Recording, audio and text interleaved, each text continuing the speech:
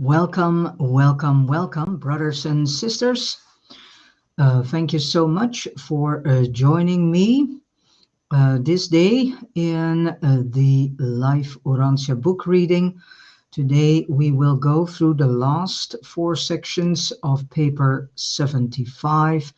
That was all about the default of Adam and Eve and what really took place in the first Garden of Eden. And the topics for today are repercussions of default and the degradation of Adam and Eve and the so-called fall of man.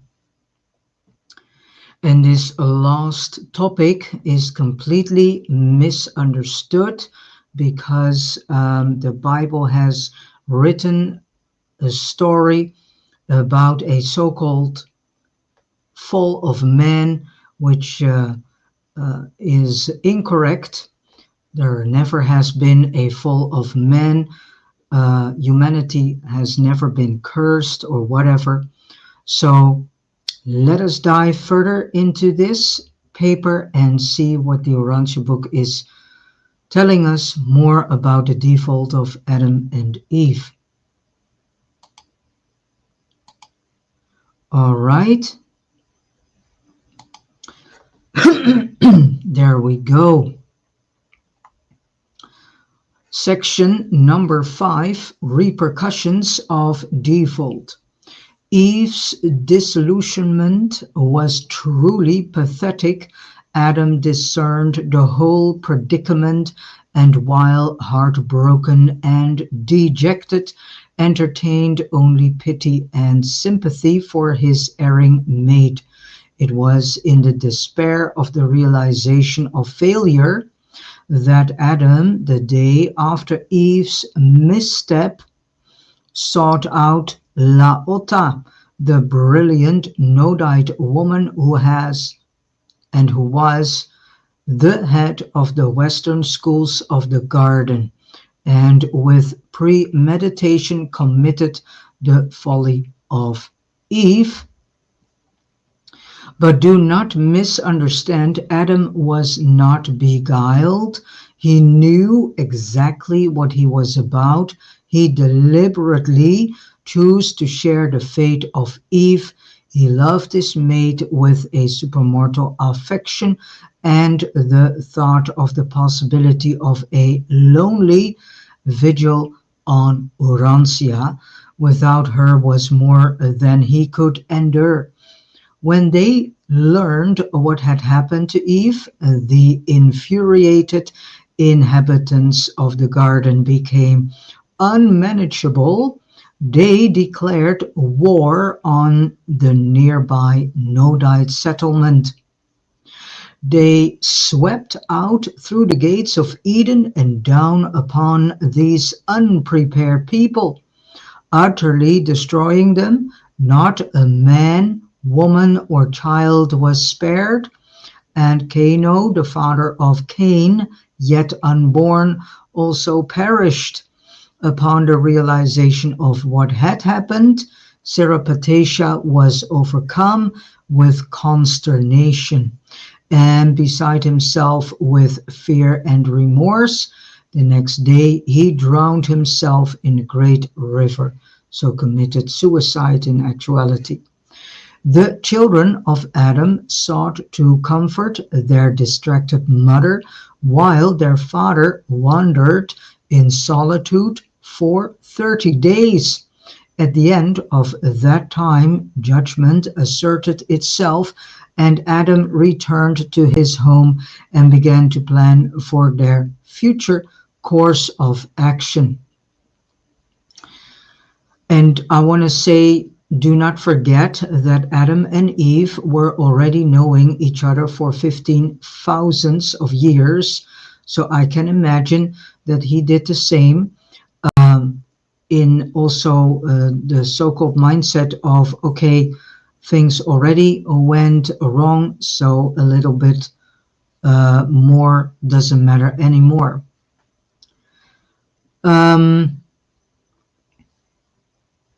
The consequences of the follies of misguided parents are so often shared by their innocent children. The upright and noble sons and daughters of Adam and Eve were overwhelmed by the inexplicable sorrow of the unbelievable tragedy which had been so suddenly and so ruthlessly thrust upon them.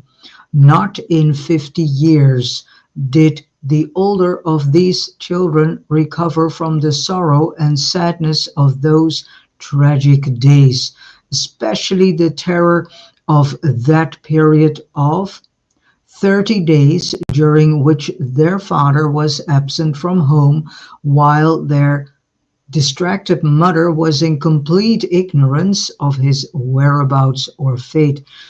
And know that when the deed was committed and when the mistake had happened,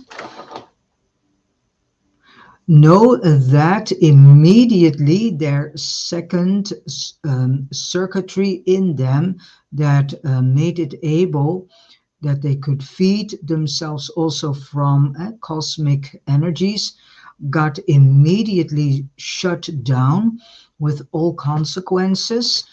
Also, that they were not able to communicate with each other on long distance anymore. So that is why Eve didn't knew where to find her husband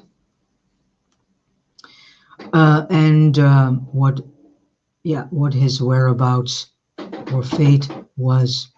And those same 30 days were as long years of sorrow and suffering to Eve. Never did this noble soul fully recover from the effects of that excruciating period of mental suffering and spiritual sorrow. No feature of their subsequent deprivations and material hardships ever began to compare in Eve's memory with those terrible days and awful nights of loneliness and unbearable uncertainty. And if you hear the printer on the background, my cat stepped on the button.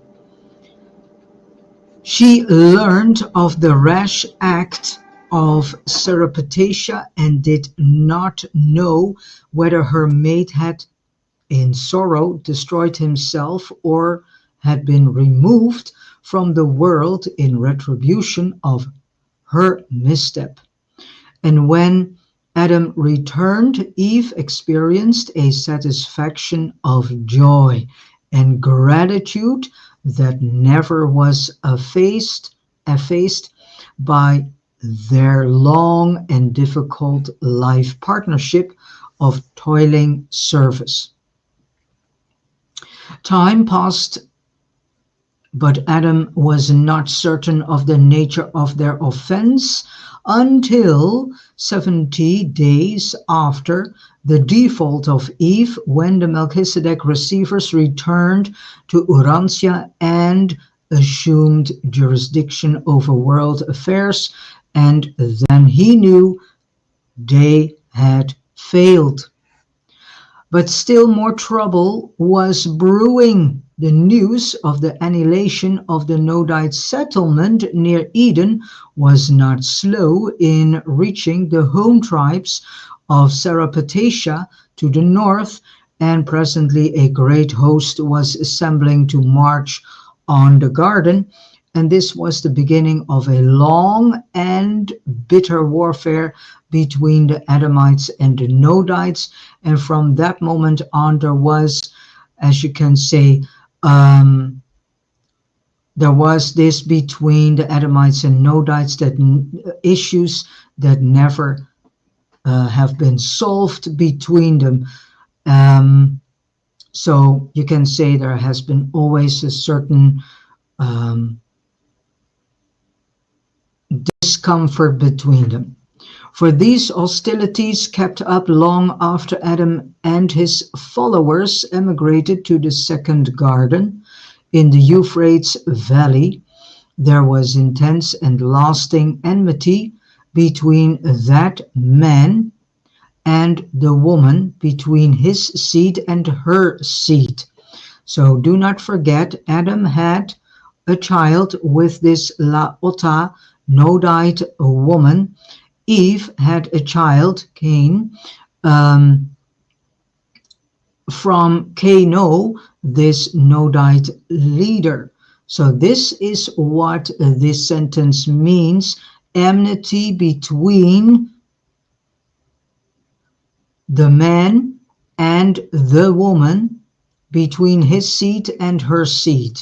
It has to do with this fact that they both had children from another person.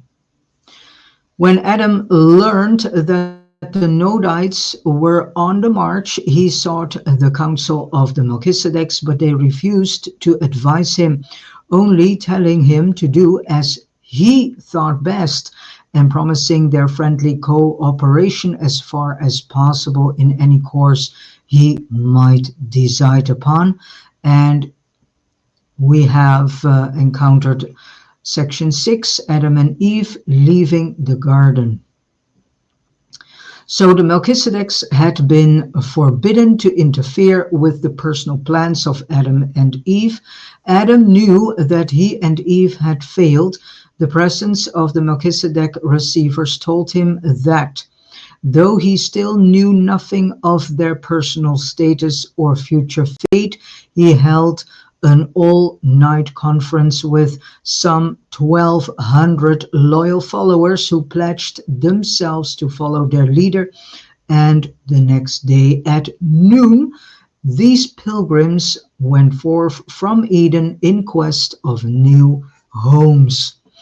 Adam had no liking for war and accordingly elected to leave the first garden to the Nodites unopposed.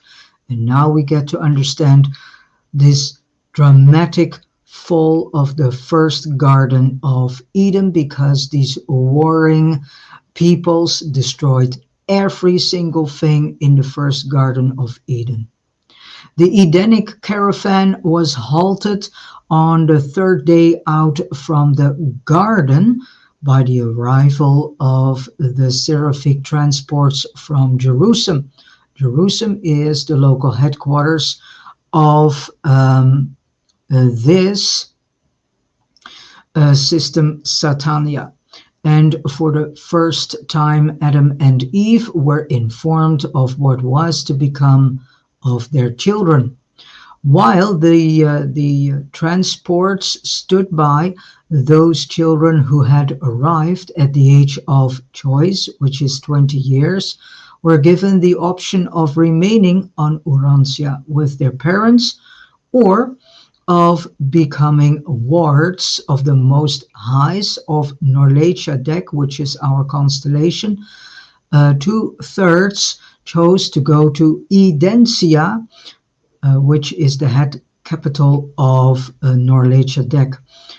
About 1/3 elected to remain with their parents. All children of pre-choice age were taken to Edensia. No one could have beheld the sorrowful parting of this material son and daughter and their children without realizing that the way of the transgressor is hard. These offspring of Adam and Eve are now on Edensia.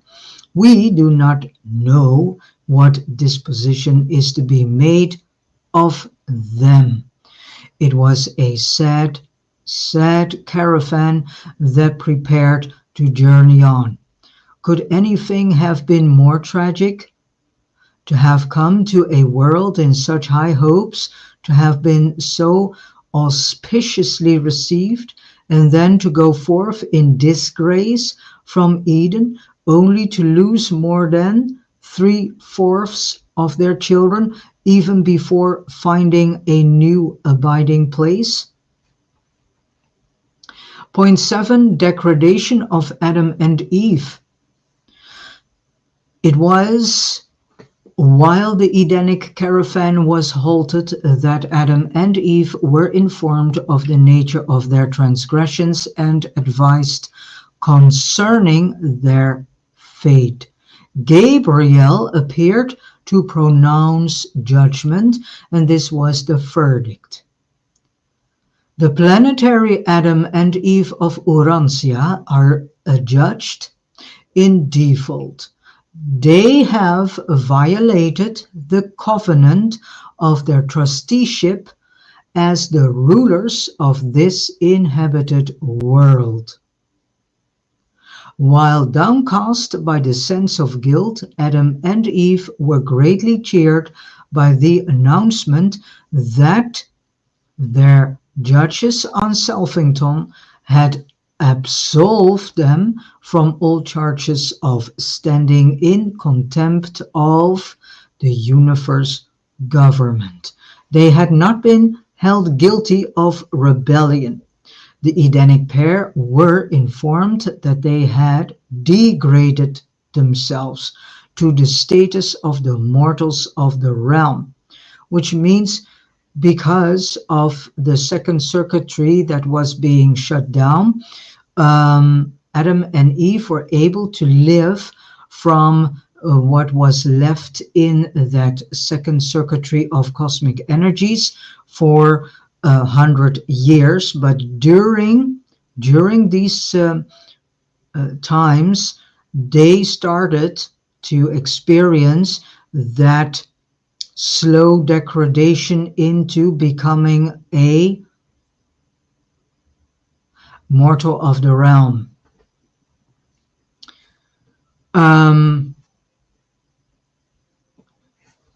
That they must henceforth conduct themselves as men and women of Urantia, looking to the future of the world races for their future. Long before Adam and Eve left Jerusalem, their instructors had fully explained to them the consequences of any vital departure from the divine plans. I, Solonia, the seraphic voice of the first garden, had personally and repeatedly warned them, both before and after they arrived on Urantia, that reduction to the status of mortal flesh would be the certain result, the sure penalty which would unfailingly attend default in the execution of their planetary mission. But a comprehension of the immortality status of the material order of sonship is essential to a clear understanding of the consequences attendant upon the default of Adam and Eve, which is one, Adam and Eve, like their fellows on Jerusalem, maintained immortal status through intellectual association with the mind gravity circuit of the spirit. When this vital sustenance is broken by mental disjunction, then, regardless of the spiritual level of creature existence, immortality status is lost.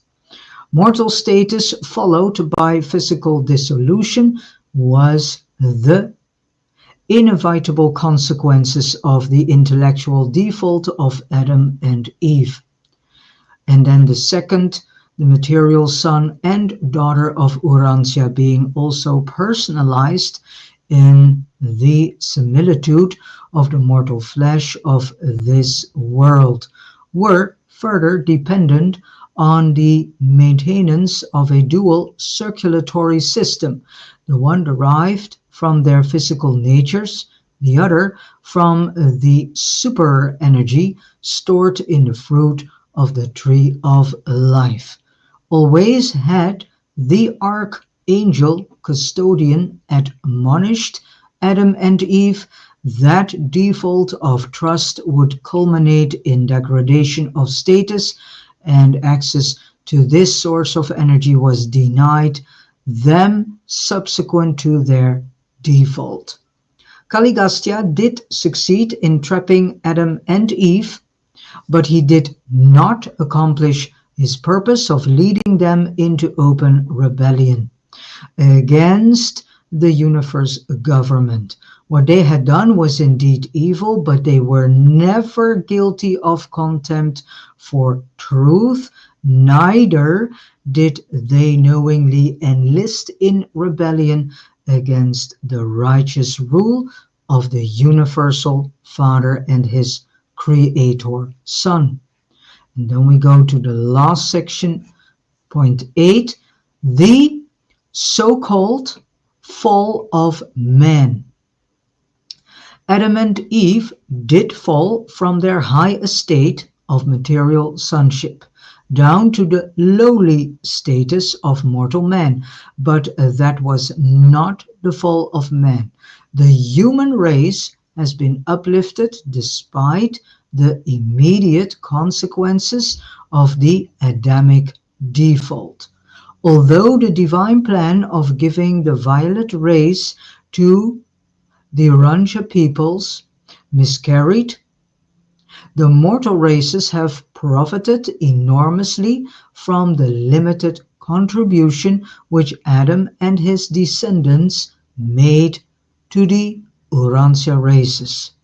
There has been no fall of man. The history of the human race is one of progressive evolution, and the Adamic bestowal left the world peoples greatly improved over their previous biologic condition. The more superior stocks of Urantia now contain inheritance factors derived from as many as 4 separate sources. Andonite, which means the life plasm of the first human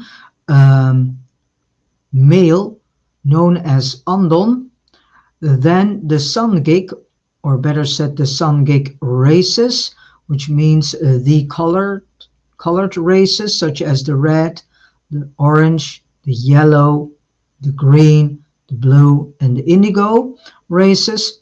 Then we have the Nodite and the Adamic life plasm, which is the violet race. Adam should not be regarded as the cause of a curse on the human race. There never has been a curse on the human race. This is a fiction described in the Bible, and we should really question every single thing in the Bible. And we need to see the Bible as a book of allegories, myths, and symbolism. And it tells a story of a long time ago.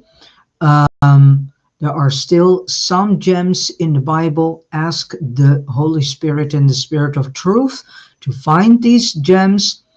But with the rest, you need to have a huge question mark. There's a lot missing in the Bible. There is a lot of twisting going on and distortion, and that is why we have received the 5th epical revelation in the form of the Urantia book to fill in the gaps that the Bible misses. While he did transgress his covenant with deity, while he and his mate were most certainly degraded in creature status, notwithstanding all this, their contribution to the human race did much to advance civilization on Urantia.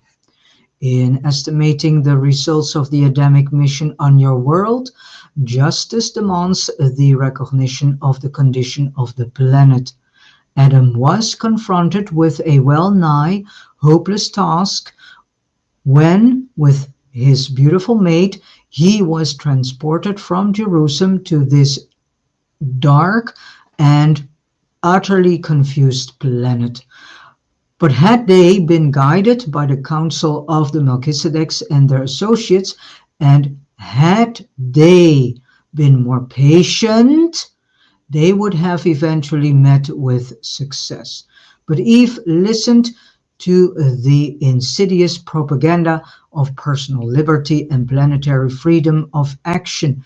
And unfortunately, the majority of the human races are still falling prey for insidious, cleverly created propaganda and carefully wrapped lies. So nothing has really changed. She was led to experiment with the life plasm of the material order of sonship, in that she allowed this life trust to become prematurely commingled with that of the then mixed order of the original design of the life carriers, which had been previously combined with that of the reproducing beings once attached to the staff of the planetary prince. Never in all your ascent to paradise will you gain anything by impatiently attempting to circumvent the established and divine plan by shortcuts. There are no such things as shortcuts. That's an illusion and deception. Personal inventions or other devices for improving on the way of perfection to perfection and for eternal perfection. All in all, there probably never was a more disheartening miscarriage of wisdom on any planet in all Nebadon, but it is not surprising that these missteps occur in the affairs of the evolutionary universes. We are a part of a gigantic creation, and it is not strange that everything does not work in perfection. Our universe was not created in perfection. Perfection is our eternal goal, not our origin. If this were a mechanistic universe, if the first great source and center were only a force and not also a personality, if all creation were a vast aggregation of physical matter dominated by precise laws characterized by unvarying energy actions, then might perfection obtain even despite the incompleteness of universe status. There would be no disagreement, there would be no friction, but in our evolving universe of relative perfection and imperfection, we rejoice that disagreement and misunderstanding are possible, for thereby is evidenced the fact and the act of personality in the universe. And if our creation is an existence, dominated by personality, then can you be assured of the possibilities of personality survival, advancement, and achievement. We can be confident of personality growth, experience, and adventure. What a glorious universe in that it is personal and progressive, not merely mechanical or even passively perfect. And I state a note of warning here to all my brothers and sisters whom about to derail themselves in a false idea that has been told to us by all these wicked men and women who try to rule and manipulate over the rest of us, who have told us that we can reach immortalness through technology and artificial intelligences, which is an utter lie and complete deception and derailment. If you fall prey for this, know that you are about to give away your humanness, your free will, which is a gift from the Heavenly Father. Um, and yeah, you will dive into this sea of deception and illusion. There is this statement in the Bible that is being said in the book of Revelation. In the end days, well, there are no end days, but in the days of great havoc and amok, which we are in, then the level of deception will be tremendous. And this is what we are now seeing. There's an enormous deception being played out by wrapping lies into beautiful, nice sounding words and pictures that promises the human race's immortal life through technology and artificial intelligences. This is not the case. The wicked men and women who try to become immortal, who do not want to walk the long path to paradise, who think that they can use technology and artificial intelligence as a shortcut to reach immortality, they will fall prey to their own created trap and deception. And they will entrap themselves eventually. And it's thankfully not on us how this will end. So thank you so much for listening to these last 4 sections of this paper 75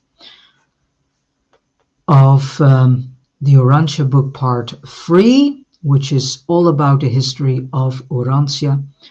And I go change from screen here. We go to the end screen. I want to say again, thank you so much for listening and reading along with me. I wish you all a tremendous, beautiful, joyful day filled with a lot of wisdom and love and service to your fellow brothers and sisters as Jesus has taught us to do so. As last, God bless you, and let us